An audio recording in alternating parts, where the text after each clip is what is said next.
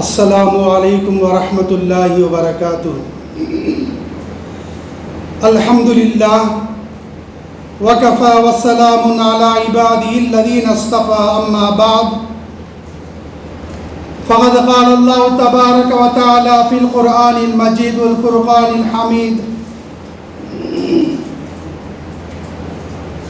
फ़अऊज़ु बिल्लाहि मिनश शैतानिर रजीम बिस्मिल्लाहिर रहमानिर रहीम वातिउल्लाह व रसूलहु इन कुंतुम मुमिनीन ஸதகல்லாஹுல் அஸீம். அளவற்ற அருளானும் நிகரற்ற அன்புடையவனுமாகிய எல்லாம் வல்ல அல்லாஹ்வுக்கு அனைத்து புகழும். சலாத்தும் சலாமும் எம்பெருமானார் ஸல்லல்லாஹு அலைஹி வஸல்லம் அவர்கள் மீதும் அவர்களின் குடும்பத்தார் சத்திய சஹாபாக்கள் தாபீன்கள் தபா தாபீன்கள் இமாம்கள் ஷுஹதாக்கள் சாலீன்கள் நல்லடியார்கள் அனைத்து முஸ்லிம்களின் மீதும் குறிப்பாக நம் அனைவரின் மீது உண்டாகட்டுமாக. கண்ணியமிக்க அல்லாஹ்வின் நல்லடியார்களே, அல்லாஹ் ரப்புல் ஆலமீன் திருமறை குர்ஆனிலே அன்ஃபால் என்று சொல்லக்கூடிய அத்தியாயத்திலே 1வது வசனத்திலே கூறுகிறான், வாதிஉல்லாஹ வ ரசூலா இன் குன்தும் முஃமினீன். நீங்கள் உண்மையான முஃமினாக இருந்தால், நீங்கள் உண்மையான விசுவாசிகளாக இருக்க வேண்டும் என்றால் அல்லாஹ்வையும் அல்லாஹ்வுடைய தூதரையும் இத்தாஅத் செய்ய வேண்டும். அல்லாஹ்வையும் அல்லாஹ்வுடைய தூதர் எதை கட்டளையிட்டார்களோ அதன்படி அமல் செய்ய வேண்டும் என்று அல்லாஹ் சுப்ஹானஹு வ தஆலா திருமறை குர்ஆனிலே அழகாக தெளிவாக எடுத்து காட்டுகிறார். இந்த வசனம் இருக்கின்றது, இது போன்ற வசனம் இருக்கிறது திருமறை குர்ஆனிலே பல இடங்களிலே பதிவு செய்யப்பட்டிருக்கிறது. அது என்ன? வாதிஉல்லாஹ் வர் ரசூல், வாதிஉல்லாஹ் வர் ரசூல் என்ற வசனம் இருக்கிறது பல இடங்களிலே அல்லாஹ் சுப்ஹானஹு வ தஆலா திருமறையிலே பதிவு செய்திருக்கிறார். அதனுடைய நோக்கம் என்ன? யார் அல்லாஹ்வையும் அல்லாஹ்வுடைய தூதரையும் கட்டுப்பட்டு நடப்பார்களோ, யார் அல்லாஹ்வையும் அல்லாஹ்வுடைய தூதரையும் இத்தாஅத் செய்வார்களோ அவர்கள் மீது அல்லாஹ்வுடைய அருளும் கருணையும் கிட்டும் என்பது இந்த வசனத்தின் நோக்கம் பொருளாக இருக்கிறது. அன்பானவர்களே, எந்த அளவுக்கு என்றால் நபி ஸல்லல்லாஹு அலைஹி வஸல்லம் அவர்களை நாம் சொல்லால் செயலால் அங்கீகரிப்பார். அவர்கள் எதையெல்லாம் சொன்னார்களோ, எதையெல்லாம் செய்து காட்டினார்களோ, எதையெல்லாம் நமக்கு அங்கீகாரம் தந்தார்களோ அனைத்து விஷயத்திலும் நாம் பின்பற்றுவது ஒவ்வொரு முஸ்லிமின் மீது கடமையாக அவசியமாக இருக்கிறது. அன்பானவர்களே, அல்லாஹ்வின் தூதர் ஸல்லல்லாஹு அலைஹி வஸல்லம் அவர்கள் செய்த ஒவ்வொரு விடயமும், அவர்கள் செய்த ஒவ்வொரு விஷயமும் ஆச்சரியமானதாக இருக்கும். நாம் கேட்டால் வியந்து போகும், இப்படியெல்லாம் நடக்குமா, இப்படியெல்லாம் இருந்ததா, இப்படியெல்லாம் ஆகிவிட்டதா என்ற விடயம் இருக்கிற சகோதரர்களே, மிகப்பெரிய ஒரு விஷயமானது. எப்படி என்ற உதாரணமாக பாருங்க. அல்லாஹ்வின் தூதர் ஸல்லல்லாஹு அலைஹி வஸல்லம் அவர்கள் ஹஜ்ஜத்துல் வதாவிலே கடைசி பேருரையின் போது மிகப்பெரிய சொற்பொழிவு ஆற்றினார்கள். அந்த சொற்பொழிவிலே சில விடயங்கள், முக்கியமான விடயங்கள். அது என்னவென்றால், قال رسول الله صلى الله عليه وسلم يا أيها الناس ألا إن ربكم واحد وإن أباكم واحد. அல்லாஹ்வின் தூதர் சொன்னாங்க, யா அய்யுஹன் நாஸ், ஓ மக்களே, அலா இன்ன ரப்பக்கும் வாஹிதுன், உங்கள் இறைவன், உங்கள் ரப் ஒருவனே. வ இன்ன அபாக்கும் வாஹிதுன், உங்களுடைய தந்தையும் ஒருவரே.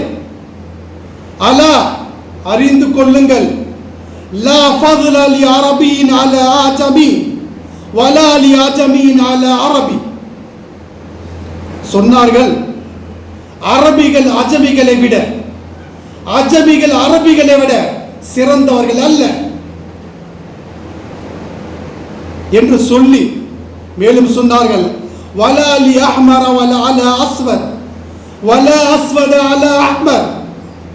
மேலும் சொன்னார்கள், கருப்பரை விட வெள்ளையனோ வெள்ளையனை விட கருப்பனோ சிறந்தவர் அல்ல. அல்லாஹ்விடத்திலே உயர்ந்தவர் சிறந்தவர் யார் என்றால் இல்லா பி தக்வா, யாரிடத்தில் இறையச்சம் இருக்கிறதோ, யாரிடத்தில் இறைபக்தி இருக்கின்றதோ அவர்கள் தான் அல்லாஹ்வுக்கு நெருக்கமாக இருப்பார்கள். இல்லை என்று சொன்னால் கிடையாது என்று எடுத்து காட்டினாங்க. அன்பானவர்களே, இந்த விஷயம், அதாவது இந்த ஹதீஸ் சொல்லக்கூடிய விஷயம் என்னவென்றால், இந்த அரபு மக்களிடத்திலே இனவெறி, நிறவெறி, குலவெறி அதிகமாக இருந்தது. யாரையும் கிட்ட சேர்க்க மாட்டாங்க, கேவலமாக பார்ப்பாங்க. இது போன்ற கட்டத்திலே அல்லாஹ்வின் தூதர் சொன்னார்கள், இதற்கு பிறகு யாராவது இனவெறியோ மொழிவெறியோ இருந்தால் கண்டிப்பாக அதை விட்டுவிடுங்கள் என்று எச்சரித்தார்கள். எந்த அளவுக்கு என்று சொன்னால் சகோதரர்களே, இந்த காலத்திலும் கூட பல இடத்தில் பார்க்கிறோம், இனவெறிகள் நிறைந்திருக்கிறது, மொழிவெறிகள் நிறைந்திருக்கிறது, குலவெறிகள் அதிகமாக இருக்கிறது. ஏன் என்று சொன்னால் எந்த மக்களாலும் இதற்கு தீர்வு காண முடியவில்லை. ஆனால் அல்லாஹ்வின் தூதர் ஸல்லல்லாஹு அலைஹி வஸல்லம் அவர்கள் ஒரே ஒரு விஷயத்தை சொல்லி அவர்களிடத்தில் சொன்னார்கள், இதற்கு பிறகு நீங்கள் நிறவெறியை பார்க்க கூடாது, இனவெறியை பார்க்க கூடாது, மொழிவெறியை எந்த முஸ்லிமுக்கு இருக்கக்கூடாது என்று பிரச்சாரம் செய்தார்கள். மக்களே, எந்த அளவுக்கு என்று சொன்னால் ஃபதே மக்கா, மக்கா வெற்றியின் போது அல்லாஹ்வின் தூதர் ஸல்லல்லாஹு அலைஹி வஸல்லம் அவர்கள் பிலால் அபஷி அவர்கள் நீக்குற கருப்பினத்தை சேர்ந்தவர்கள், அவர்களை பார்த்தால் அரபு மக்களுக்கு பிடிக்காது. அந்த மாதிரி இருந்த நிலை மக்கா மாநகர வெற்றி அடைந்தவுடனே அல்லாஹ்வின் தூதர் சொன்னார்கள், ஓ பிலாலே, காபத்துல்லாவின் மீது ஏறி அதனுடைய முகட்டிலே நின்று கொண்டு நீங்கள் பாங்கு சொல்லுங்கள் என்று உத்தரவிட்டார்கள். பாருங்க சகோதரர்களே, அந்த நிறவெறி அல்லாஹ்வின் தூதர் அதே இடத்தை ஒழித்தார்கள். அதே போல சில சஹாபாக்கள் கேட்கிறாங்க, அல்லாஹ்வின் தூதரே, இனவெறி என்றால் என்ன? ஒரு இனத்தில் நான் பாசமா இருக்கிறேன், என்னுடைய இனத்தில் நான் அதாவது நெருக்கமா இருக்கிறேன், இப்படி இருந்தால் இனவெறியா என்று கேட்கும் போது அல்லாஹ்வின் தூதர் சொன்னார்கள், இனவெறி என்று சொன்னால் அது அல்ல. இனவெறி என்பது எதுவென்றால், உன்னுடைய இன மக்கள் மற்ற மக்களை அநியாயம் செய்யும் போது, அவர்களை கொடுமைப்படுத்தும் போது நீ வேடிக்கை பார்த்து கொண்டிருந்தால் இதுதான் இனவெறி என்று சொல்லி அல்லாஹ்வின் தூதர் எடுத்து காட்டினாங்க. பாருங்கள் சகோதரர்களே, எந்த அளவுக்கு அல்லாஹ்வின் தூதர் ஸல்லல்லாஹு அலைஹி வஸல்லம் அவர்கள் அந்த காலத்திலேயே 1400 ஆண்டுகளுக்கு முன்னாலேயே இந்த இனவெறியை, இந்த நிறவெறியை, இந்த மொழிவெறியை அழித்து ஒழித்தார்கள். இப்படிப்பட்ட மாபெரிய இப்படிப்பட்ட ஒரு விஷயத்தை செய்து முடித்தவர் யார் என்று சொன்னால் மாமனிதர் முஹம்மது ஸல்லல்லாஹு அலைஹி வஸல்லம் அவர்கள்.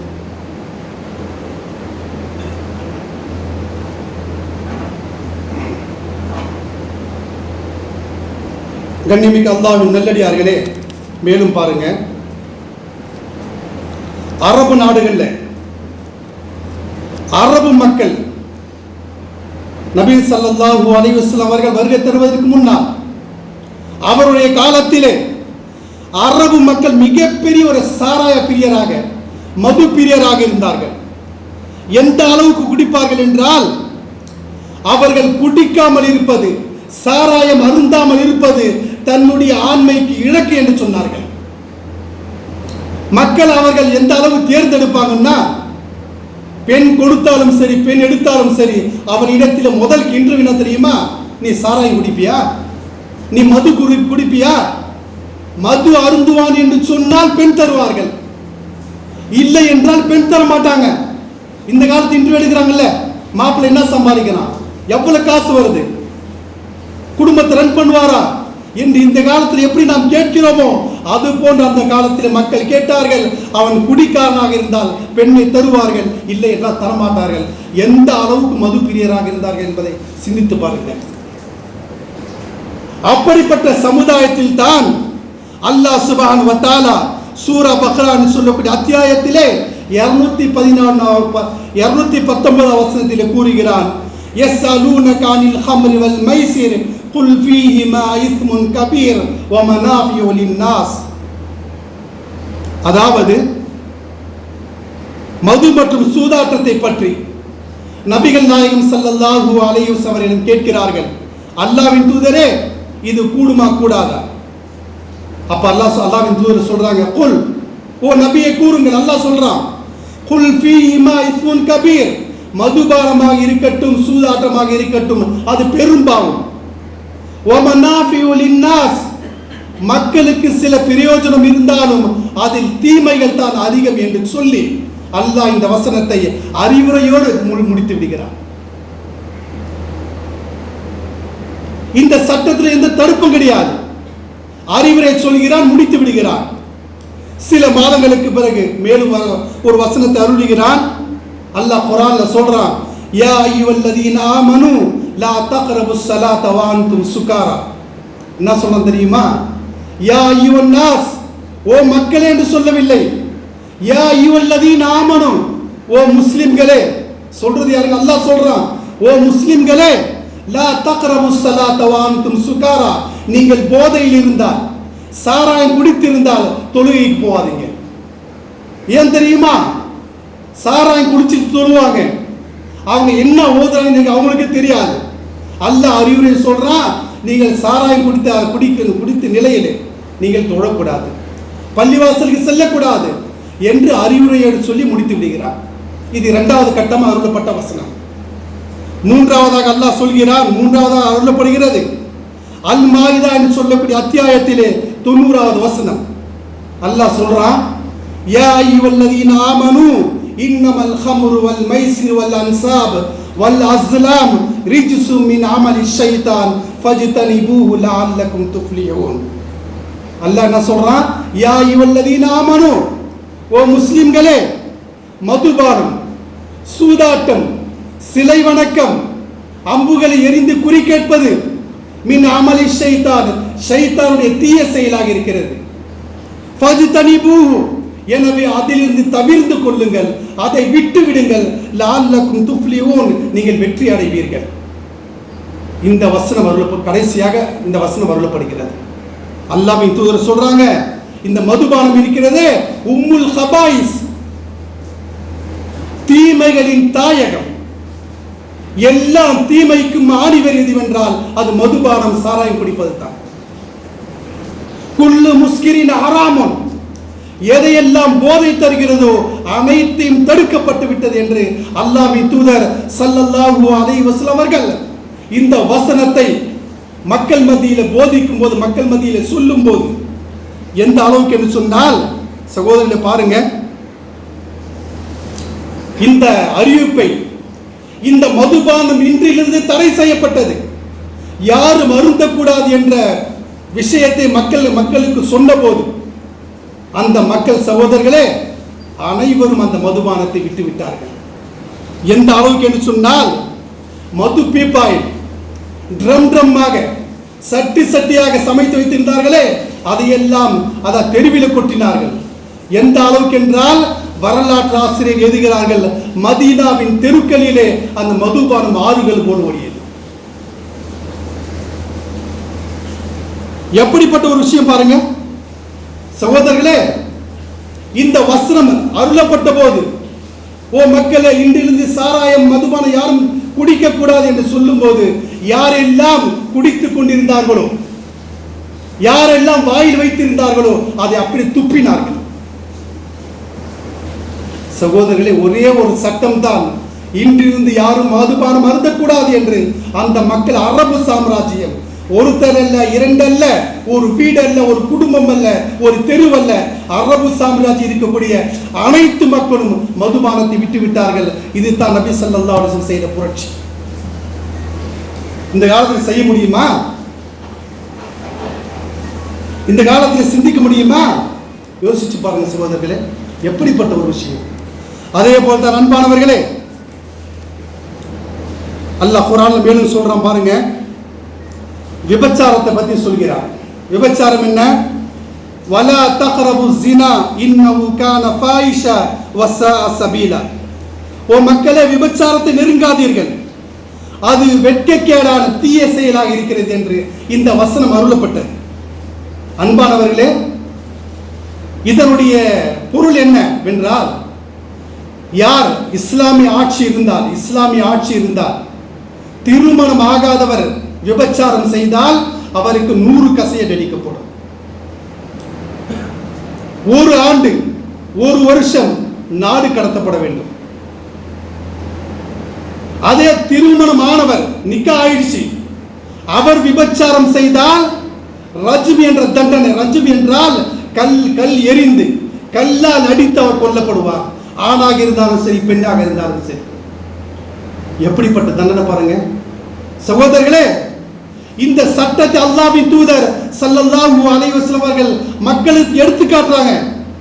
அரபு சாம்ராஜ்யத்திலே, அரபு ராஜ்யத்திலே இந்த சட்டத்தை கொண்டு வருகிறார்கள். சகோதரர்களே, வரலாற்றில் நாம் பார்க்கிறோம், வேறே 3 பெண் தான் தண்டனை அனுபவித்தவர்கள்.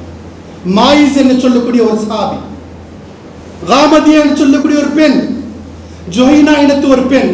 இந்த 3-4 பேரை தவிர அரபு நாடு சகோதரர்கள் சுத்தம் செய்யப்பட்டது. ஒரே ஒரு அறிவிப்பு தான், ஒரே ஒரு சட்டம் தான். அல்லாஹ்வின் தூதர் சொன்னார்கள். எந்த அளவுக்கு புரட்சி ஏற்பட்டது சிந்தித்து பாருங்க. இப்ப யாராவது செய்ய முடியுமா? அது மாதிரி சிந்திக்க முடியுமா? கண்டிப்பா சிந்திக்க முடியாது. அதே போன்று தான் அன்பானவர்களே, மேலும் ஒரு வசனத்தை பாருங்க.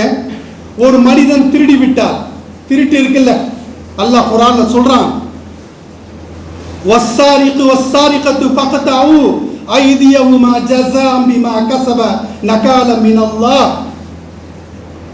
யார் திருடன், அதாவது திருடன் திருடி 2 பேர் திருடி விட்டால், ஆணாக இருக்கட்டும் பெண்ணாக இருக்கட்டும், திருடி விட்டால் அவருடைய கைகளை மணிக்கட்டு வரை வெட்ட வேண்டும். ஏனென்றால் அவர்கள் செய்த செயலுக்காக.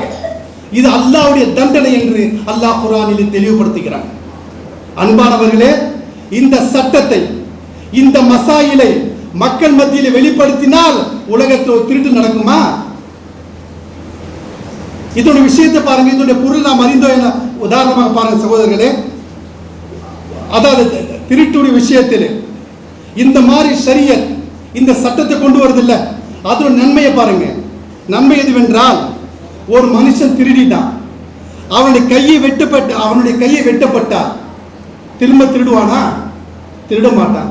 ஏன் தெரியுமா சகோதரர்களை பாருங்க, இந்த காலத்தில் திருடனை பிடிக்கிறாங்களா இல்லையா? எத்தனாவது திருடன், அதாவது திருடனை பிடிக்கிறாங்க, செய்தித்தாள்ல போடுறான், இவன் 100வது முறையாக திருடினான், பைக்க 100வது முறையாக திருடினான். படிக்கிறீங்களா இல்லையா? அதே போல சகோதரர் பிட்பாக்கெட் அடிச்சவன், அவன் எத்தனாவது தடவை மாட்டான் தெரியுமா? 250வது தடவை அவனை பிடிப்படுகிறான். ஒரே திருடன் 250 தடவை திருடி இருக்கிறான். பிடிக்கிறாங்க திரும்ப விட்டுறாங்க, பிடிக்கிறாங்க திரும்ப விட்டுறாங்க. அதே போல ஒரு வீட்டை கூட்ட உடைத்து திருடினான், எத்தனாவது திருட்டுறா? 300வது திருட்டு. படிக்கிறோமா இல்ல, பார்க்கிறோமா இல்ல சகோதரர்களே? இதுதான் இஸ்லாம் சொல்கிறது. ஒரு மனிதன் திருடி விட்டால் உடனே கையை வெட்டுங்க, அதுக்கு பிறகு அவன் திருட மாட்டான். அது மட்டுமல்ல, அவனை கையை வெட்டினால் மற்றவன் பாப்பான், ஆஹா நான் திருடினாலும் நாளைக்கு அந்த தண்டனை எனக்கு வரன்னு சொல்லிட்டு பயப்படுவான். அது மட்டுமல்ல சகோதரர்கள், எந்த அளவுக்கு என்று சொன்னால், யார் கையை வெட்டப்பட்டார்களோ அவர்களை பார்த்து மற்ற மக்கள் அலாட்டா இருப்பாங்க, திருட வந்துட்டாடா எச்சரிக்கையா சொல்லிட்டு. ஆனா இந்த காலத்துல என்ன செய்யறாங்க? அந்த திருடனை பிடிச்சிட்டு போயிட்டு ஜெயில வச்சு சோறு போட்டு வளர்த்துட்டு இருக்காங்க. இது தேவையா? மக்களுடைய காசு வரி பணத்தை நாசமாக்கி கொண்டிருக்கிறார்கள். அதே இஸ்லாமிய ஆட்சிகள் இருந்தால் அதே அப்பே முடிவு செய்யப்படும். கையை வெட்டி அவன் வெளியே விட்டுறோம், போலாம் வெளியே. சகோதரர், இந்த ஆட்சி அல்லாஹ்வின் தூதர் ஸல்லல்லாஹு அலைஹி வஸல்லம் கொண்டு வந்தார்கள். இன்றும் கூட அரபு மக்கள் பகல்ல அவனுடைய கடையை பூட்டுறதில்லை, சும்மா சாச்சிட்டு போயிட்டே இருப்பாங்க, இல்ல துணி மேல போட்டு போயிட்டே இருப்பாங்க. ஏன்? அந்த சட்டம் உறுதியாக இருந்ததன் காரணமாகத்தான். இதைத்தான் அல்லாஹ்வின் தூதர் ஸல்லல்லாஹு அலைஹி வஸல்லம் அவர்கள் உறுதியான இந்த சட்டத்தை கொண்டு வந்தார்கள். எல்லா மக்களும் சகோதரர்கள் திருத்தி விட்டார்கள். இது ஷரியத் இல்ல, ஆட்சி செய்து காட்டினார் அல்லாஹ்வின் தூதர். மதீனாவில் இருந்தார்களே, ஆன்மீக தலைவர் மட்டுமல்ல, அரசியல் தலைவராக இருந்தவர்கள் அல்லாஹ்வின் தூதர் ஸல்லல்லாஹு அலைஹி வஸல்லம். இதை நாம் சற்று சிந்தித்து பார்க்க வேண்டும். அதேபோல் அன்பானவர்களே, மேலும் பாருங்க, இந்த பைத்துல் மால் இருக்குல்ல, பைத்துல் மால் என்றால் அரசுடைய கஜானா. அரசுல வருது இல்ல, வரி பணம் வருது இல்லையா, அதுக்கு தான் சொல்லுவாங்க பைத்துல் மால்னு சொல்லிட்டு. ஒரு சமயத்தில் அல்லாஹ்வின் தூதர் ஸல்லல்லாஹு அலைஹி வஸல்லம் அவர்கள் மதீனாவில் என்ன செய்வாங்கன்னா, அந்த கஜானாவில் அந்த தானியங்கள், அந்த பேரிச்சப்பழம், செல்வங்கள்லாம் வந்து குவியும். கூடாக போட்டு வைப்பாங்க, குவியலாக போட்டு வைப்பாங்க. ஒரு சமயத்தில் அல்லாஹ்வின் தூதர் ஸல்லல்லாஹு அலைஹி வஸல்லம் அங்கே போகிறாங்க. போகும்போது தன்னுடைய மகன், தன்னுடைய பேரர் ஹசன் எல்லாம் அழைச்சிட்டு போகிறாங்க. ஹசன் சின்ன குழந்தை, அவரை கையில் பிடிச்சிட்டு போகிறாங்க. ஒருத்தர் பேசும்போது அந்த குழந்தை கையை விட்டு தூரம் போயிடுது. அந்த நேரத்தில் பார்க்குற அந்த குழந்தை என்ன செய்யுதுன்னா, ஹசன் அவர்கள் என்ன செய்கிறாங்கன்னா, ஒரு ஈச்சப்பழத்தை எடுத்து தன் வாயில் போட்டுக்கிறாங்க. வாயில் போட்டு மெல்றாங்க. சின்ன குழந்தைங்க, அந்த மாதிரி ஒரு சின்ன குழந்தை வாயில் போட்டு மெல்றாங்க. இதை தூரந்து அல்லாஹ்வின் தூதர் பார்த்துட்டாங்க. ஓடி வர்றாங்க. ஓடி வந்து என்ன செய்யறாங்க, தன்னுடைய களிமா விரலை வாயில விட்டு எடுக்கிறாங்க. எதை? அந்த ஈச்சப்பழத்தை. யார்? அந்த குழந்தை சாப்பிட்டு சொல்லி துப்ப சொல்றாங்க. அப்போ சஹாபாக்கள் சொன்னாங்க, என்ன சொன்னாங்க தெரியுமா? அருமை சகோதரர்களே, சஹாபாக்கள் சொல்றாங்க, அல்லாஹ்வின் தூதரே, சின்ன குழந்தை தானே, ஒரு ஈச்சப்பழம் தானே, போன போது விட்டுலாம. அப்போது அவர்கள் சொன்னார்கள், பைத்துல் மாலில் இருந்து சின்ன ஒரு தூசி எடுக்கப்பட்டாலும் அது தவறு, குற்றம் என்று சொன்னார். இப்படிப்பட்ட ஆட்சி செய்தவர்கள் தான் நபிகள் நாயகம் ஸல்லல்லாஹு அலைஹி வஸல்லம். சகோதரர்களே பாருங்க, மதீனாவுடைய சாம்ராஜ்யத்துக்கு தலைவர், அரசியல் தலைவராக இருந்தவங்க. 3 வேளை சாப்பாடு கிடையாது, மதியம் சாப்பிட்டா நைட்டு கிடையாது, நைட்டு சாப்பிட்டா காலைல கிடையாது, நல்ல ட்ரெஸ் கிடையாது, அவங்க வீட்டில் கதவு கிடையாது, அதாவது துணிகள் போடப்பட்டு இருக்கும். சகோதரர்கள் இந்த மாதிரி நிலையில் தான் வாழ்ந்தாங்க. ஆனால் இந்த காலத்து அரசியல் எப்படி இருக்கானுங்க? இந்த காலத்து அரசியல் எப்படி இருக்காங்க? சகோதரர்களே, வெளிநாட்டுக்கு பயணம் பண்ண வேண்டும் சொன்னால் 10,000 கோடி ரூபாய் ஃபிளைட் வாங்கலாம். இந்த நாட்டுக்குள்ளே சுத்தணும்னா 1000 கோடி ரூபாய் ஹெலிகாப்டர் வாங்கலாம். அவன் ட்ரெஸ் போடணும்னா, அவன் ஷூ போடணும்னா இல்ல லட்சக்கணக்கில். அவன் சாப்பிடுற டிஃபன் இருக்கு இல்லையா, 3 லட்சம் ரூபாய். அவன் மதிய சாப்பாடு 5 லட்சம் ரூபாய். அவன் நைட்டு சாப்பாடு 7 லட்சம் ரூபாய். யாருடைய பணம் தெரியுமா? எல்லாம் வரி பணம்.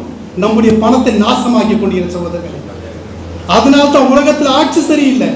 நபிகள் நாயகம் ஸல்லல்லாஹு அலைஹி வஸல்லம் காலத்திலே ஆட்சி எந்த அளவுக்கு இருந்தது என்று சொன்னால், சகோதரர்களே, அல்லாஹ்வின் தூதர் மௌத்தா போறாங்க, அவங்களுடைய சொத்து பார்க்கறாங்க, சொத்தை கணக்கு பார்க்கறாங்க. எவ்வளவு இருக்கு தெரியுமா? ஒரே ஒரு வாள், ஒரு அதான் இரும்பு சட்டை, ஒரு சின்ன ஹைபர் போர்ல கிடைச்ச ஒரு சொத்து, அதே போல ஒரு கோவேரி கழுதை. இதை தவிர நபி ஸல்லல்லாஹு அலைஹி வஸல்லம் மிச்சம் வச்ச சொத்து கிடையாது. இந்த மாதிரி சகோதரர்களை ஆட்சி செய்து சென்றவர்கள் தான் நபிகள் நாயகம் ஸல்லல்லாஹு அலைஹி வஸல்லம் அவர்கள். அதாவது அது மட்டுமல்ல, மிகப்பெரிய ஒரு சாம்ராஜ்யத்தை உருவாக்கினார்கள், மிகப்பெரிய ஒரு புரட்சியை உருவாக்கினார்கள், மிகப்பெரிய ஒரு சஹாபா பெருமக்களை உருவாக்கி காட்டினார்கள். அந்த சஹாபாக்கள் தான் அந்த உலகத்தை பிடித்தார்கள் சகோதரர்களே.